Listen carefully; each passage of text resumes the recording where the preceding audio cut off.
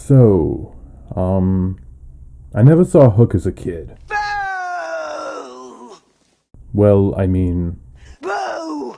Boo! I bet you didn't read the book, though. So bow down to her if you want. Bow to her. Bow to the queen of slime, the queen of filth, the queen of...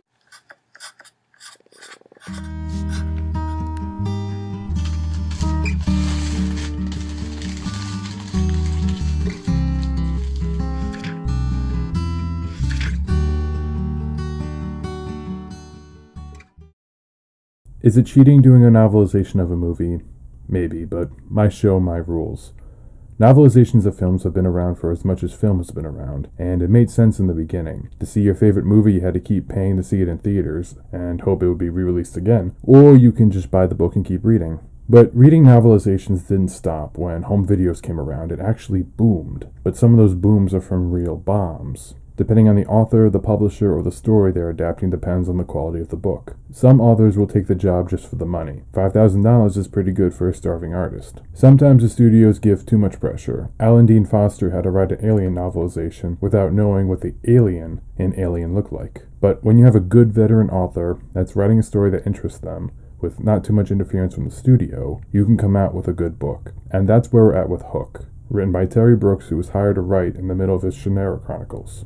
Brooks had his own trouble writing Hook. Screenwriter James Hart got the idea from his son asking what would happen if Peter Pan grew up. The script was worked on with Nick Castle, who was going to direct. Nick Castle, where have I heard that name?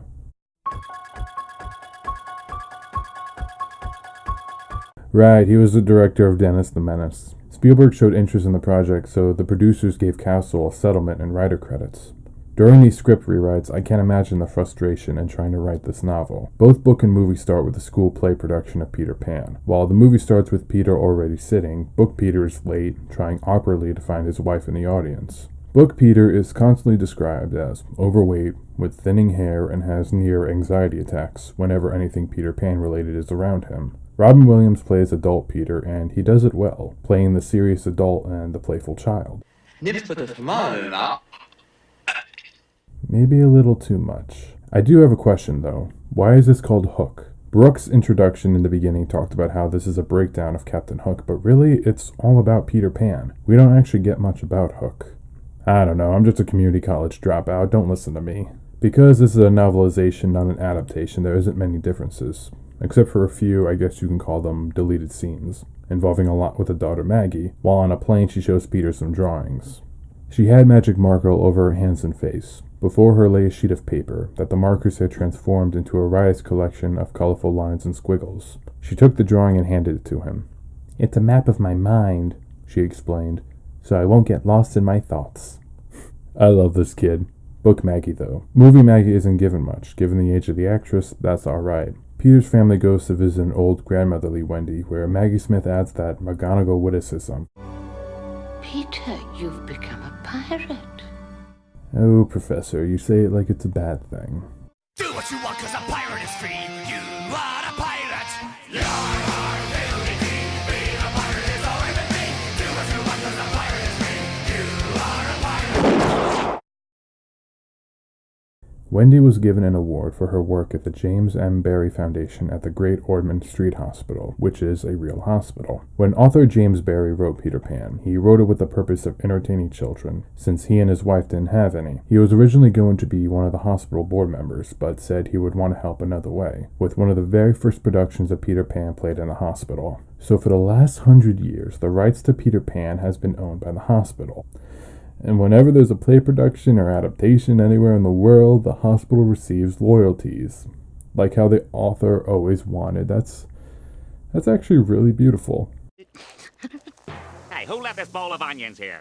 Sequels and spin-offs aren't covered by this copyright law, but the makers of Hook still gave royalties to the hospital. That's really nice, actually. Would you get out of here?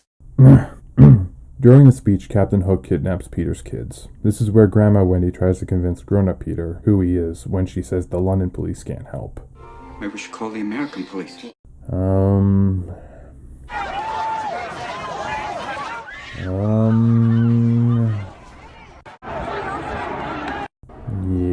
Yeah. These young guys are frustrated, they're upset, and unfortunately, they're displaying it in a very destructive manner. My son, Yes? I'm not touching that with a 60-foot pole. Next caller. Both book and movie give this big introduction to Captain Hook, but I was never really scared of movie Hook. Book Hook is more ruthless, keeping lost boys as slaves in cages to count as money, shoving his enemies in trunks filled with scorpions, snakes, and other poisonous animals. While Dustin Hoffman plays a flamboyant but held-back Hook, Book Hook makes me think more like the Joker, especially when he talks about his obsession with Peter Pan. There's a certain rhythm to these things. I cause trouble, he shows up. We have some laughs and the game starts all over again. Without Batman, crime has no punchline. Watching Neverland in the movie, it feels very much like watching a play, since obvious sets are very obvious, which is both good and bad, like we're watching a play. Brooks writes Neverland, though, as a very real but magical world. My favorite was him writing about the Never Tree. Imagine this massive tree that rises to the sky, filled with all the things a child would want to play in. And seasons aren't parts of a year, but parts of the tree. If you want to have a snowball fight, you just walk to winter, then head to fall to jump in a pile of leaves. It's probably the best thing that'll stick with me in the book. The movie has like a penguin. While both movie and book try to emulate the original play, I think the book did a better job. Another deleted scene involving the daughter Maggie has her in a cage with the other Lost Boy slaves. She helps them go to sleep with a lullaby, reminding them about mothers. A little like Wendy in the play, it's actually really, really sweet. Hey! I liked both.